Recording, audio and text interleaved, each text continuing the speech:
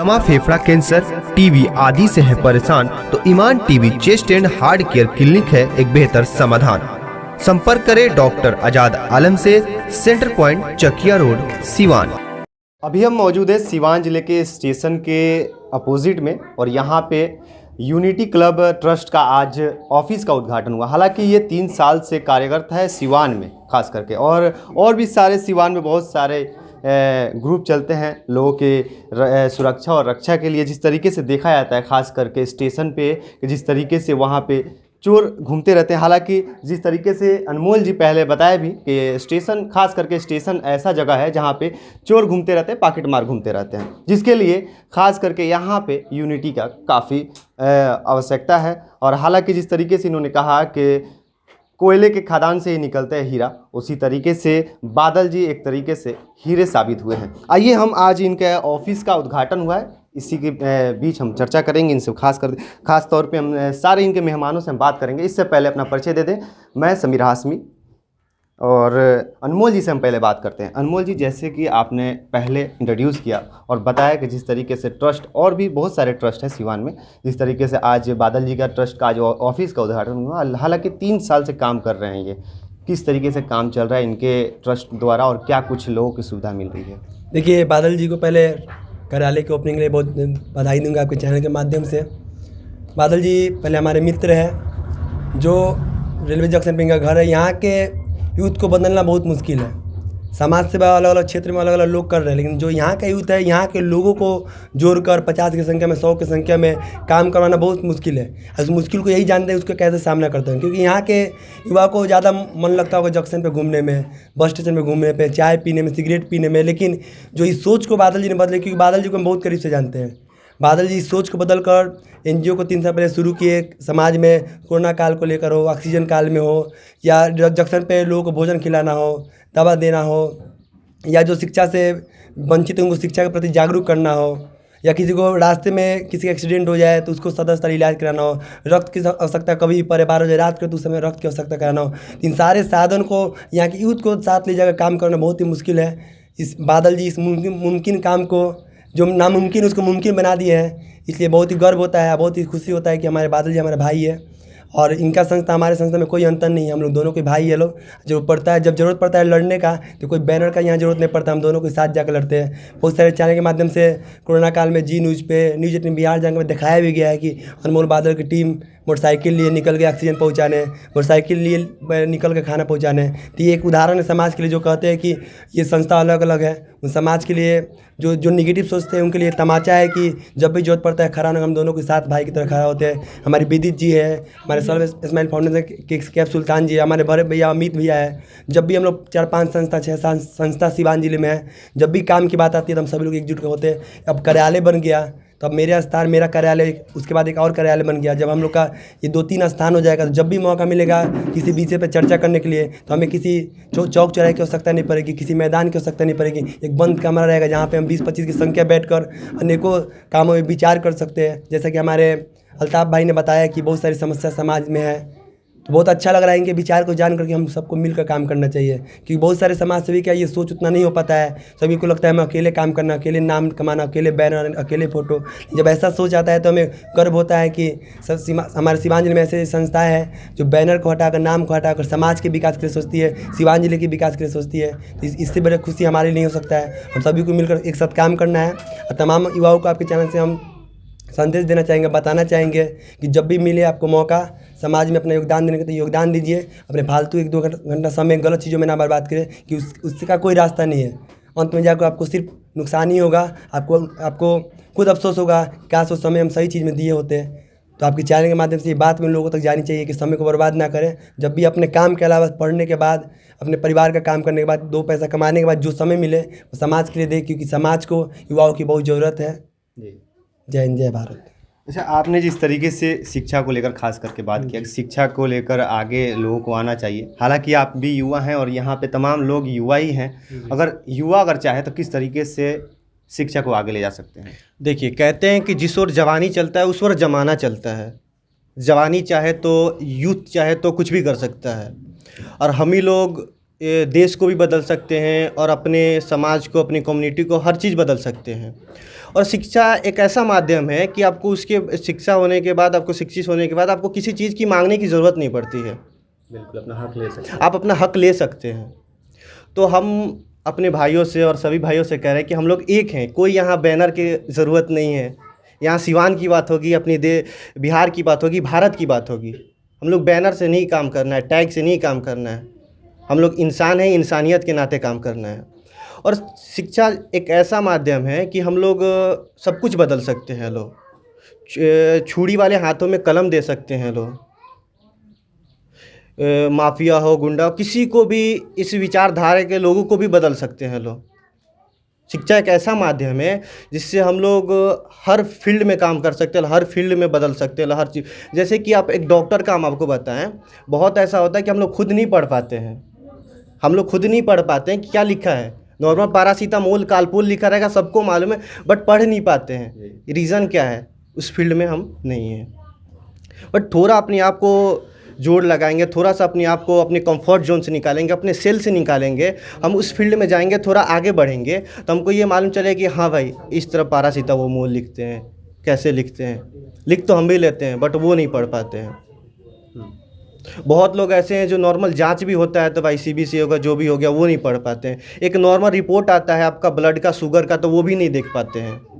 सीधे जाएंगे कि डॉक्टर साहब से दिखाएंगे, या फिर घर में कोई हो ऐसा नहीं देख सकता है। बहुत छोटा छोटा चीज़ है, इस पर हम लोग नहीं ध्यान देते हैं। बट ऐसे एजुकेटेड रहेंगे, घर में ऐसे मेरे रहेंगे, तो हम भी जान सकते हैं। कोई बड़ा चीज़ नहीं है कि भाई आप रिपोर्ट नहीं जान सकते हैं। वो आपसे अभी डॉक्टर में ऐसा हो गया, लूट मचा रखे हैं एकदम। आपको बिना जाने अगर तेज़ी में आप किसी डॉक्टर के हॉस्पिटल के गेट पे आप परेशानी से आपके पसीना गिर रहा है और एकदम आप गए कि डॉक्टर साहब ये हो गया, तो हाँ, आपका जितना बिल बनना चाहिए उसका डबल हो गया। क्योंकि आपके घबराहट, आपकी परेशानी, आपकी पसीना जो माथे से गिरती है, उसको डॉक्टर बिजनेस बना लेती है, धंधा बना चुके हैं। ऐसे नहीं कि सारे लोग ऐसे कर रहे हैं, बट बहुत लोग ऐसे हैं जो डॉक्टरी पेशा बना चुके हैं। तो हम चाहेंगे कि ये लोग भी समाज के लिए काम करें, क्योंकि डॉक्टर भगवान का रूप होता है। जी, जिस तरीके से आपने कहा कि जो डॉक्टर अगर कुछ लिखते हैं तो किसी को समझ में नहीं आता है। हालांकि इससे अगर पहले अगर देखा जाए तो एक ऐसा वक्त था कि डाकिया अगर कभी डाक लेकर पहुंचे, अगर लेटर लेकर पहुंचे, तो लोग दुआरी दुआरी घूम के पूछते थे कि आपका लड़का कहाँ है, थोड़ा पढ़वा देते हैं जी। तो एक वो भी समय था। आज एक समय है कि काफ़ी अब जो युवा हैं और ज़्यादातर अब खासतर अपना हर गार्जियन अब चाहते हैं कि मेरे बच्चे अच्छे तरीके से और अच्छे मुकाम पर जाएँ और शिक्षा को अच्छा आगे ले जाएँ। लेकिन खास करके गरीबों में देखा जाता है, गरीब तबके के जो लोग हैं, नीचे तबके के जो लोग हैं, उनको शिक्षा नहीं मिल पाता है पैसे की कमी की वजह से। उनके लिए आपका जो यूनिटी है कैसे काम करती है? देखिए, उनके लिए जैसे कि अनमोल भाई बताए और बादल भाई बनाए, कैफ भाई हैं, ये लोग और हम भी, जैसे कि मेरे मोहल्ले, मेरे गांव में, मेरे गली में जो भी लोग हैं, उनको हम लोग फ्री ऑफ कॉस्ट पढ़ाते हैं। 5 से 8 हो, 10th हो, इतना तक हम लोग फ्री में पढ़ाते हैं। 10th? हाँ, 10th तक। और चाहते हैं कि बहुत लोग होता है 10th के बाद ड्रॉप कर दे रहा है, पढ़ाई छोड़ दे रहा है, आगे की पढ़ाई के लिए बहुत ज़्यादा फ़ी लग रहा है, या फिर जैसे कि अभी हम लोग यूक्रेन देख रहे हैं कि बहुत सारे छात्र यूक्रेन में जाके पढ़ रहे हैं। ठीक है, तो क्या कमी रहा हमारे यहाँ की वो लोग वहाँ जाके पढ़ रहे हैं? कुछ तो कमी होगा ना हमारे शिक्षा में, हमारे समाज में। हमारे जहाँ यहाँ 1.5-2 करोड़ लग रहा है, वहाँ 25 लाख में हो जा रहा है। इस चीज़ को हम लोग बदलना है। यहाँ भी अफोर्डेबल फ़ी हो, जो सब कोई एक सामान्य रूप से उसको अफोर्ड कर सके, पे कर सके, उस हिसाब से होना चाहिए। क्योंकि हर चीज़ का अभी शिक्षा में ऐसा हो ना, मेरा मानना ये है कि शिक्षा आप फ्री कर दें, बाकी सब पे टैक्स लगा दें। शिक्षा को सिर्फ फ्री कर दे, बाकी सब पे टैक्स लगाए, तो हम उस टैक्स को पे करने के लिए रेडी हैं। नहीं, शिक्षा तो फ्री है, गवर्नमेंट जो स्कूल है वहाँ पे शिक्षा फ्री है, लेकिन टीचर सही नहीं मिल पाते हैं। ये परेशानी है। जी, आप बोल रहे हैं कि वहाँ फ्री है, चलिए जानते हैं फ्री है। अभी हम लोग गवर्नमेंट स्कूल का बात आता है तो सिर्फ दिल्ली का ही नाम लेते हैं कि दिल्ली का जो गवर्नमेंट स्कूल है वो थोड़ा पहले से बेटर है। बट हमारे तरफ बरसात के दिन जैसे आता है ना, तो वो जो होता है ना, स्कूल होता है सरकारी स्कूल, पानी भर जाता है और छोटे छोटे बच्चा जाके वहाँ मछली मारते हैं, गोता लगाते हैं, और सालों साल रहते रहते वो स्कूल का नाम भी ख़त्म हो गया। हाँ, एग्ज़ाम आता है तो इस स्कूल का नाम ज़रूर आता है कि हाँ भाई यहाँ सेंटर गया हुआ है। टीचर का पता नहीं रहता है कौन कहाँ है। बट हम लोग खुद जागरूक नहीं, हम चाहते हैं कि हम लोग खुद जाके ऐसा देखें। हम लोग डेली जाके 5-5 लोग हर स्कूल में देखने लगे ना, तो कोई ऐसा टीचर जो लेट आए। बिल्कुल। हम लोग सारे लोग 5-5 का ऐसे करें कि भाई हम लोग जा रहे हैं, या एक-एक ही जाएँ। मेरे बगल में जो भी स्कूल है वहाँ जाके डेली देख रहे हैं कि सुबह टीचर आया या नहीं, क्या पढ़ा रहा है, क्या नहीं पढ़ा रहा है।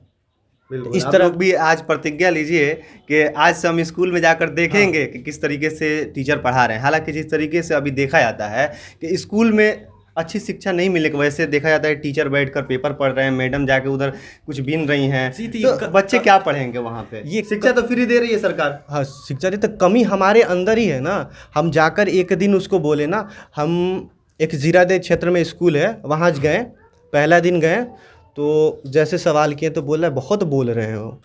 तो हम बोले क्यों नहीं बोल सकते हैं।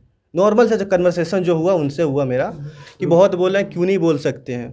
तो भाई ऐसे ही ये चल रहा है हम लोग का, हम लोग तरीका है, हम लोग जैसे पढ़ाएं। तो हम बोले कि आपके तरीका से लोग नहीं पढ़ेगा ना, जो तरीका है उस तरीके से आप पढ़ाएं। बिल्कुल। और अभी का आप चाहें तो कभी जाके विज़िट करें, अभी वहाँ के जो अगल बगल के लोग भी थे ना वो भी जागरूक हुए। अभी उस स्कूल में सबसे ज़्यादा बच्चे हैं और वहाँ का टीचर हैं और स्टूडेंट सब कोई टाइम से आता है और वेल मेंटेन रहता है, सब कुछ पढ़ाई सही से हो रहा है। ऐसे 3-4 स्कूल और पे हम जाके किए हैं और बहुत अच्छा वहाँ का रिज़ल्ट हुआ। हम चाहते हैं कि मेरे साथी, मेरे भाई ऐसा। मेरा नाम अल्ताफ़ रज़ा है, संस्थापक सचिव सर्व स्माइल फाउंडेशन। चलिए, अल्ताफ़ जी थे, बहुत अच्छी बात इन्होंने कहा। जैसे लेकिन हालांकि हम आपको बता दें कि बिहार में शिक्षा जो है फ्री है, लेकिन टीचर जो हैं अपने मनमानी करते हैं और बच्चों का जो लाइफ है उसको बर्बाद करने में मुख्य भूमिका निभाते हैं। हालांकि अब आप आगे देखेंगे कि ये इनका जो संस्था है और इनका जो यूनिटी क्लब ट्रस्ट है किस तरीके से शिक्षा पे काम करती है। आइए हम थोड़ा बादल जी से बात कर लेते हैं। बादल जी, आपका BNP लाइव पर बहुत स्वागत है।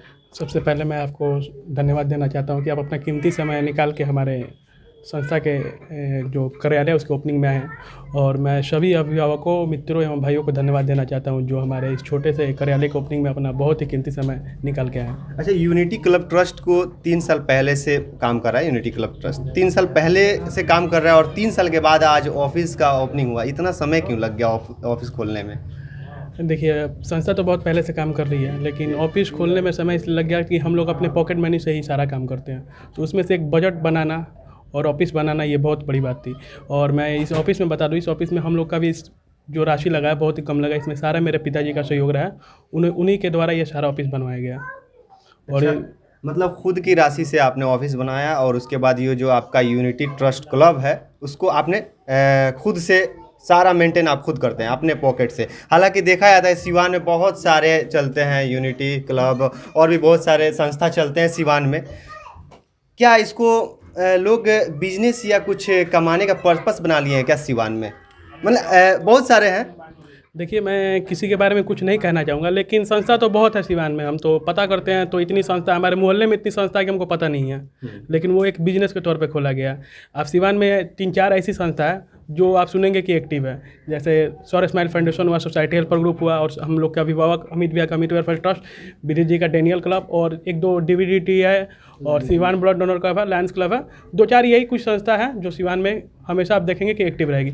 बाकी कुछ कोई संस्था का आप नाम नहीं सुनेंगे कि कोई संस्था एक ही बार वो कोई बड़ा फंक्शन करेंगे तो आप सुनेंगे कि यह संस्था है। तो इसलिए मैं लोगों से आग्रह करता हूँ कि संस्था आप बनाएं, लेकिन उससे अगर आपके संस्था से 2 लोगों को मदद मिलती है तो ये सबसे बड़ी बात है।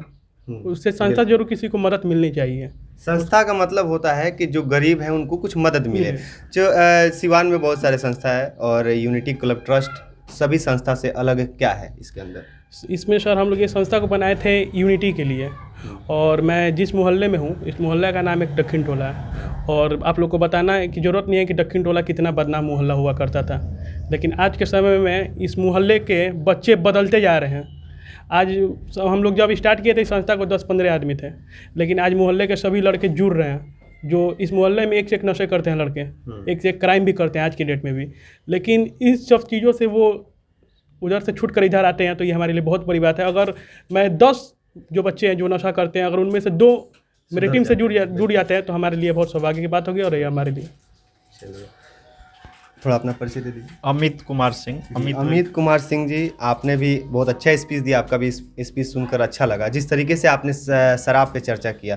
हालांकि बिहार में शराबबंदी है, उसके बाद जो प्रशासन अभी तक शराब बंद नहीं करा पाया, उसके बाद टीचर को डाल दिया गया, उसके बाद ड्रोन लगा दिया गया, सब फेल हो गया, उसके बाद हेलीकॉप्टर लगा दिया गया है। क्या लग रहा है, किससे शराब ढूंढा जाएगा बिहार में?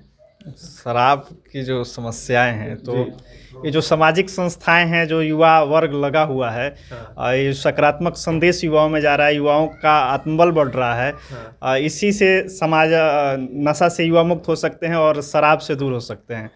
मतलब किस तरीके से? हालांकि बिहार में शराबबंदी बहुत समय से है, लेकिन अभी तक शराब बंद नहीं हुआ है। आज का आपको हम खबर एक बता देते हैं, दरौंदा में 3 लोग शराब पीने से मृत्यु हो गया, 3 लोगों का। आज तीनों के घर पे मातम सा छाया हुआ है। उसके बाद भी शराबबंदी कहा जा रहा है, लेकिन बॉर्डर जो है, बिहार का बॉर्डर, वहाँ से आसानी से शराब आ जा रहा है और लगातार शराब मिलता भी है हर जगह। तो फिर क्या माना जाए? ड्रोन भी फेल हो गया, हेलीकॉप्टर भी फेल होने वाला है क्या? समाज की जागरूकता से ये रुक सकता है। जो ये बिना सामाजिक जागरूकता के, प्रशासन के दबाव में कभी शराब का जो चल रहा है ये कारोबार, ये नहीं रुक सकता है। और युवाओं को इसके लिए खड़ा होना होगा। आपको निष्पक्ष भाव से और जो इस धंधे में लगे हुए उनसे बिना डरे हुए और सज्जन शक्ति को इकट्ठा करके, माने सज्जन शक्ति जब तक इकट्ठा नहीं होंगे तब तक ऐसे कुरीतियों से, और देखिए बिहार सरकार का जो कदम है शराबबंदी को लेकर के, इसकी हम सराहना करते हैं। हम लोग तो जब से सामाजिक जीवन में आए हैं तब से यही प्रयास करते हैं कि कोई युवा नशा का शिकार न हो, जो हो वो नशा से दूर हो जाए। लेकिन इसके बाद बिहार सरकार ने भी रोक लगा दी, तो ये अपने आप में बड़ी चीज़ है। लेकिन सिर्फ सरकार के भरोसे, प्रशासन के भरोसे नहीं हो सकता। प्रशासन को और सरकार को सामाजिक संगठनों का साथ लेना होगा, समाज में जागरूकता के लिए काम करना होगा। और सिर्फ अपनी पीठ प्रशासन और सरकार थपथपाए, और इसके लिए चाहे वो जो कर ले, शराबबंदी सफल नहीं हो सकती जब तक समाज के लोग नहीं लगेंगे। तो अच्छा, आपका जो संस्था है कई सालों से सिवान में काम कर रहा है, अभी तक आपने शराब के लिए क्या कुछ किया है? आपको जानकारी के लिए बता दें कि 2002 में हम लोग गोपालपुर जो बाज़ार है जहाँ शराब बनता था, जब शराबबंदी की तो चर्चा ही नहीं थी, कोई कल्पना नहीं करता था। उस समय गोपालपुर बाज़ार के जो बच्चे थे, वहाँ आप आज भी जाइएगा तो एक बदबू आज भी आएगा शराब का उस मोहल्ला में। तो वहाँ हम लोगों ने काम शुरू किया 2002 में, और सिर्फ आज भी उसका उदाहरण दिखता है। जो बच्चे शराब बनाने में सहयोगी होते थे, जो बच्चे ताश जुआ खेलते थे और जो खुद बनाते थे, जिनका भविष्य अंधकारमय था, वहाँ हम लोगों ने काम करके एक कीर्तिमान खड़ा किया है। वहाँ के लड़कों को तो छोड़ दिए, लड़कियाँ आत्मनिर्भर हो गई है और वहाँ बहुत विकास है। वहाँ के उन बच्चों के अंदर सकारात्मकता बढ़ी, इसके लिए हम 2002 में वहाँ काम शुरू किए थे और मुख्य काम हमारा वहीं से शुरू हुआ था। उसके बाद 2006 में रजिस्ट्रेशन हुआ, विभिन्न गतिविधियों में शामिल हुए, बहुत सारा काम करते हैं। तो चलिए ठीक है, आज आपको बता दें कि आज यूनिटी क्लब ट्रस्ट का आज उद्घाटन हुआ, आज ऑफिस खुला। सर आपका क्या नाम है? मेरा नाम विदित कुमार सोनी होगा। अच्छा, मैं डेनियल क्लब का संस्थापक हूँ। जी, आपका तो स्पीच हमने नहीं सुना, आप ये बता दीजिए हमें कि इससे पहले आपके कई सालों से आपका संस्था काम कर रहा है और क्या कुछ काम कर रहा है सिवान के लिए खास करके? देखिए, विगत 4 वर्षों से हमारी जो संस्था है मुख्य रूप से चिकित्सा, शिक्षा और पर्यावरण के लिए सक्रिय होकर काम करती है। जिस स्तर पे हम लोग से हो पाता है उस स्तर पे हम लोग अपना जो सेवा है वो देने का प्रयास एक होता है समाज में, और युवाओं में कैसे सामाजिक बदलाव आए इसको लेकर हम लोग प्रयासरत रहते हैं। जहाँ तक हो सके, ये नहीं हो सकता है कि हम पूरा बदलाव लाते ही हैं, लेकिन जहाँ तक हो सकता है ये हमारी कोशिश होती है कि हम वहाँ तक उस एक संदेश को हम दें। और आज इस अवसर पे बहुत खुशी का दिन है कि हमारे जो भाई हैं बादल जी, एक अच्छा एक मंच, यहाँ पे एक बहुत अच्छा एक प्लेस एक ऐसा मिला है कि यहाँ से हम अपने जो प्लान्स हैं उसको एग्जीक्यूट कर सकते हैं, यहाँ पे डिस्कशन कर सकते हैं। और जो इनका जो एम है, जो इनका जो समाज के प्रति एक सकारात्मक सोच है, उसको भी एक ग्राउंड पे कैसे उतारा जाए, यहाँ से उतारा जा सकता है। तो इनके लिए मैं यूनिटी क्लब को बहुत बहुत शुभकामनाएं देता हूँ और बादल जी को विशेष रूप से शुभकामनाएं देता हूँ। अच्छा, आपने जैसे बताया कि पर्यावरण पे आपका संस्था काम कर रहा है सिवान में, अभी तक पर्यावरण के लिए क्या कुछ आपके संस्था ने किया है? जी, समय समय पे पौधारोपण करना, और इन फ्यूचर हम लोग जो है एक selfie with plant scheme launch करने वाले हैं। इस स्कीम के द्वारा हम लोग जो है अत्यधिक पौधे लगाने का कार्य करेंगे, और पौधारोपण जो है एक बहुत बड़ा कार्य होगा अगर पर्यावरण के क्षेत्र में किया जाए तो बहुत सारे काम है जिसको धरातल पर उतारने की ज़रूरत है। और समय समय पे इसको करने का प्रयास होगा। चलिए, देख सकते हैं कि ये यूनिटी क्लब ट्रस्ट है और आज इस ऑफिस का उद्घाटन हुआ। हालांकि अगर आप सिवान से हैं और देख रहे हैं और आपके नज़र में कोई गरीब है, कोई बच्चा जो घूम रहा है सड़कों पे और आपका शर्ट पकड़ के खींच रहा है और कह रहा है कि 2 रुपये मुझे दे दो, उसको इस संस्था में ज़रूर लेकर आइएगा, क्योंकि यहाँ शिक्षा भी मिलेगा, स्वास्थ्य भी उसको सही तरीके से हर चीज़ दिया जाएगा, उसको रहने का और खाने का भी सारा व्यवस्था दिया जाएगा। तो आप अगर इस वीडियो को देख रहे हैं तो सारे लोगों में शेयर कीजिए, ताकि जो गरीब लोग हैं उनको मदद मिल सके और वो भी शिक्षा ले सके और अपनी हक के लिए लड़ सके। बहुत बहुत धन्यवाद।